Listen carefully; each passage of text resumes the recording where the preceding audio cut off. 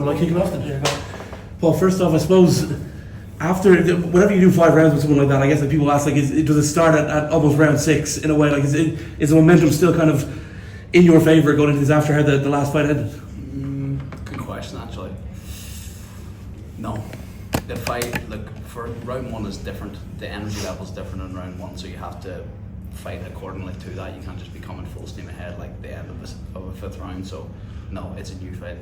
I guess like you remember, like, from Irish sport, there's a lot of like moral victories that happen. I would imagine it's been really irritating you the last 6 months hearing people go, "Oh, I really thought you won that." Yeah. Because, you know, in your head you're thinking like, yeah, well, if I won it, I would have won it. You know what I mean? Yeah, moral victory is not good enough. I need my hand raised and that's it. I don't give, like, nothing else matters to me. You know, so Friday night, that's all that matters. How I suppose was that feeling going back to the dressing room, back to the hotel after the fight with Usman? How I suppose did that compare to maybe the Vucenic fight, which was the only other time you felt that? I wasn't too disappointed because, like, initially, yeah, of course, when my hand didn't get raised at the time, because I thought I won, like, I truly thought that I won. And then later on that evening, I was like, I should have got the nod. I didn't, but we're going to do it again, and I'm going to get it back someday. And here we are. And negotiations were tough, right? He was not forthcoming with wanting to do this fight again. Yeah, as I said from the get-go, he was ducking this rematch. He tried everything he could to possibly delay this. But as I said, again, we're here, it's done. All that matters is Friday night. Do you get the impression, like, a lot of times, like, if someone's out for a while, they'll be like, they'll be upset that they've, like, lost. Like, he's in his prime years, like, he's what, 26, 27? A lot of people will be upset that they missed, like, X amount of time in their prime years. I get the impression he maybe isn't that kind of guy who would have been concerned with that and would have been happy to sit out if it meant not having to do the fight. Yeah, whatever, don't care. How's the relationship between you now? Like, obviously it seems like there's a bit of respect there, but I would imagine as well, still like annoyance on your part that. Yeah, look, anybody that you fight 5 rounds with, you're going to have a deep respect for sure. And he is tough. You know, I almost had him the last time. He is tough. It's going to be a very, very tough job to get him out of there on Friday, but it's fully what I intend to do. Going back to what John just said up there about the respect, because after there's a good embrace and you share 25 minutes, you obviously have the respect, and it kind of looked like that might carry on, but about 10 minutes after he's already said, no, he needs fights, he needs this, he needs that. Yeah, his senses came back to him. His senses surely came back to him. No, look, I'm at this point, I'm fucking done with all speculation. I don't give a fuck. I just want to be in there on Friday night. Like, that's all I care about now. Yeah. Going back to the start of your career, how long have you been a pro, like full-time fighter now? Say it again, sorry. How long have you been like a full-time fighter now, where you haven't been doing something else on the side? That's a good question. I mean, I had my pro debut many years ago. I was 19 at the time, so that was about 8.5 years ago now. But training full-time as a professional, that's my job and my only job, probably since my first world title fight in Cage Warriors, which would have been about 4 years ago. Yeah, I mean, because it's quite interesting. People just assume that any professional fighter, that's all they do. But the reality of it is probably a large majority can't do it full time. Yeah, so the improvements and the difference you make from going from having to work a job and doing it on the side and then going full time, how exponential is that for you? Yeah, it's huge. It's a massive factor for sure. But as I say, it was a very long time ago, and thankfully I've been training at the elite level for a very long time. What did you do for work in between when you were? I actually started off glass lifting in bars when I got my first job when I was like 15. Done that for, I guess, 7-8 years, working construction. Done a couple of little things here and there just to pay the bills, but that was my my start. Yeah, it's interesting. I was speaking to Callum Walsh, actually the Irish boxer who signed to Dana White, and he was telling me before he went to LA and turned pro, he was working on a fishing boat like 7 days a week, 12-hour days. And I said to him, no matter how hard training gets, the sprints, the making weight and whatnot, you must think, well, it's not as bad as that. And like maybe you did construction, like you probably go back to those days where you think, okay, the training's hard, dieting's hard, but it could be worse. I could be doing something I really enjoy. Absolutely right. I remember the day that I was leaving the building site when I was living in Australia. That's why I did. I worked in construction. I remember the last day, just leaving the place and just saying to myself, I will never work another day in my life. That's it. And I haven't. And to be in the position you are, where you are sort of like achieving the dream, because I sometimes say, like, when Donna and I are going to these events, you think, what, like, life you know, we'll look back at these and go, these trips are amazing, and that's probably the peak of our careers in life. As a fighter, I guess you can't really do that yet, or do you allow yourself to think like, well, what moment I'm in at the moment, or is it just literally tunnel vision of maybe at the end of my career I can look, it's enjoying being while becoming. That's the game. It's hard to do when you're so focused. It really truly is, because you're focused on that day, you're focused on the next day, you're focused on the next week. So it's always putting you in the future. But look, I spend a lot of time reflecting. I really prioritise that, and it keeps me centred and it keeps me grateful, and that helps me. That helps me training. You know, it certainly does. Yeah, and the circle you would have sort of grown up with, circle of mates, are they still the ones that you know speak to? And is it how do you juggle that? Because obviously you train and live at home. Are they quite supportive of the fact that when you go into training camp for 8-12 weeks, they're probably not going to hear from you again? It's not that they don't hear from me. You know, a lot of my closest mates live around the world, so we stay in contact all the time.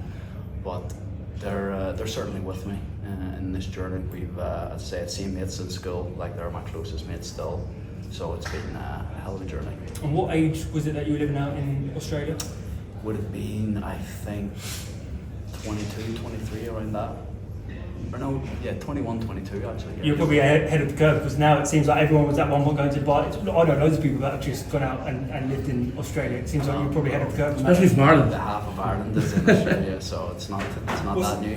What was it like living out there? And how was it compared to Europe and other places, like just day-to-day living? So I was in Sydney, which is where also I was born. Shout out my Aussie manager over here. Sydney is one of the most beautiful cities in the world, like no doubt, but it is a city that you have to work very hard in because it's expensive. So hence the construction job, hence the night shifts. You know, I had to do the 10 to 12 hour shifts every day, whilst then doing the 3 to 4 hours of training. So it's very difficult, but you know, them days thankfully are behind me.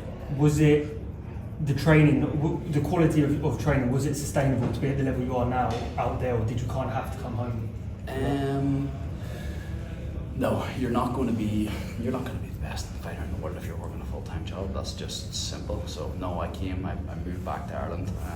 I moved in full-time with my team in Belfast, who are still with me today, and my life has changed since that. I can imagine Sydney's quite social as well, so maybe distractions that you probably, especially at like 21, 22, probably absolutely. Partying. Yeah. Absolutely, but I had one thing in my mind since even before I turned professional. I've had one thing in my mind, and that is becoming a world champion, and here we are.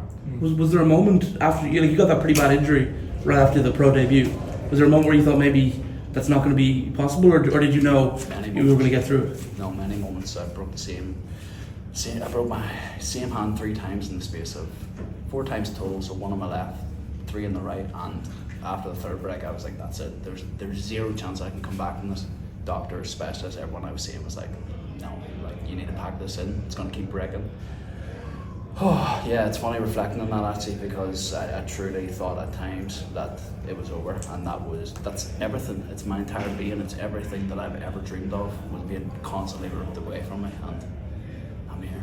Do you remember what it was like when, like, sitting in the room with the doctor telling you not going to happen? It's funny you say that. I had a very, very vivid memory this week when I was reflecting one morning, and I remember it was, I think, maybe the 3rd time I broke my hand. I remember just driving to the hospital by myself. I remember just crying my absolute fucking eyes out.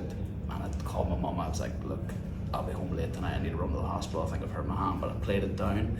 And I remember then getting the news and just sitting out in the waiting room, just fucking dead to the world. And then she walked in the door and was there to console me. So I actually had a very vivid memory of that this week, and caused me to reflect a lot, and makes me very happy. How did you recover? Was it just a very, very good surgeon?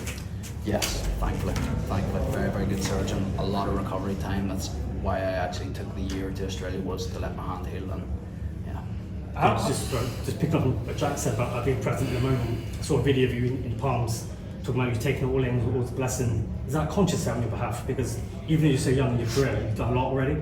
So it's always a conscious effort to take the moment and appreciate what you've done so far. Yeah, if you're not doing that, you're missing a big trick for sure. Though, all we have is the present. You know, we're focused so much on obviously next thing, but we can't forget to enjoy the experiences that I'm having now. I'm creating memories for life. You know, these are memories that I will regret with. So yeah, work with me. Another stellar episode of your YouTube blog. Give a shout out to that.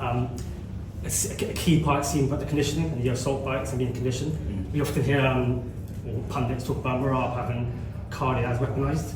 It seems like you're going that similar path to have your cardio as a weapon when you go into fights. Yeah, you need that if you're doing 5-rounders. You need to have that as a weapon because it can be used against certain opponents. You know, certain opponents that have a high output style, like a high kind of, I guess, not pressure style, but a high like power style. You know, something that drains the energy tanks. You can break them down over 5 rounds. Is that an indication of how you think the fight might play out? Like, what's the 5-round taking deep waters? Look, we went 5 the last time. I believe, of course, that I can catch him at any time, but I'm ready to do 5. I'm winning 5.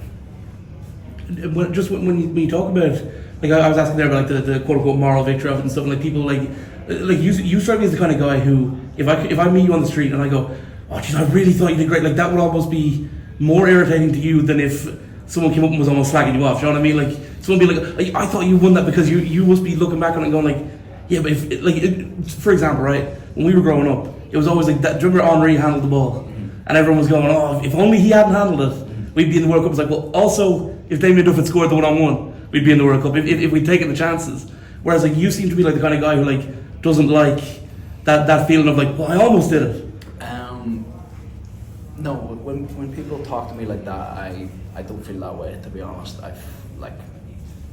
Most people don't mean harm. No, of course. Saying these things, and I don't take it as such. You know, I don't let that affect me. So, yeah. You're also like mega competitive, and I would think you like I would think this last few months has been difficult for you. Like I almost imagine it's more difficult. Like if he had very comfortably won, and you kind of knew like, oh geez, like I've got a bit of work to do here. That would have been easier to take than knowing like I pretty much did do enough, but still it didn't work. For sure. You look. You've heard me talk about the head clash many times, but I'm done talking about these things. Like I'm only focused on Friday. Is he still kind of like underestimating you a little bit? Like you see, like he still giggles, he still laughs, you still get the feeling that he's not fully 100% like this guy is the top guy. Potentially, we'll see. He's never admitted it. He's never said like this is the toughest fight of my career. He never said, you know, this guy's better than all the rest. And obviously he seemed to be wanting to fight Archie Colgan. He seemed to be wanting to fight anybody else. Yeah, I wouldn't want to fight me either, you know, especially in a rematch. But it is what it is. As I say, I'm done. Yeah, what do you make of his demeanour in that face-off? Because he seemed, when in the previous face-off he said, oh, we could go now. But at this face-off he seemed almost maybe changed his demeanour. Did you notice that? What people didn't see is he had about 40 fucking Dagestani standing behind him the first time, so that's probably why.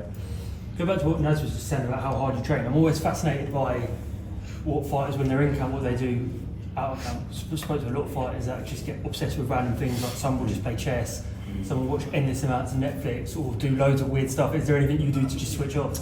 Yeah, look, I like to travel. I like to see my mates. We'll always plan trips. That's something that really switches me off, you know. But for me, I mean, this is my 6th fight in less than 18 months that I've just been all in here, you know, all fucking in, and yeah, I'll take some nice time off after. Yeah, do you ever get days where you're just like, fuck it, let's eat some ice cream, let's have a pint, or are you like, no? I like an old ice cream, alright, for sure. Yeah, plenty of those after a bit. Are you going to finally take a bit of a break now? Because like you mentioned, since the last Cage Warriors fight, it's just been go. Even like you probably could have not snuck in that Belfast fight and just waited out for this. Yeah. If you wanted to take some time. Of course, if I had wanted to, for sure. But look, it's like that was my number one, my MMA bucket list, and it only happened a few months ago to sell out the SSA Arena Belfast, where I'm from. You know, that's something every single time I drove past the arena, I dreamed of. You know, and I fucking done it all this year. You know. Yeah, and I guess you mentioned I think it's on Instagram saying like finish the story on Friday night, but when you win on Friday, the story's not over because he's going to have his trilogy. Yeah. And I know that you and Caelan have talked about maybe bringing that back to Windsor Park, just like Donovan and Crocker did the other day. Yeah, finish the chapter. Finish this chapter, and then we open the next one. For sure, thank you. Yeah. Cheers, boys.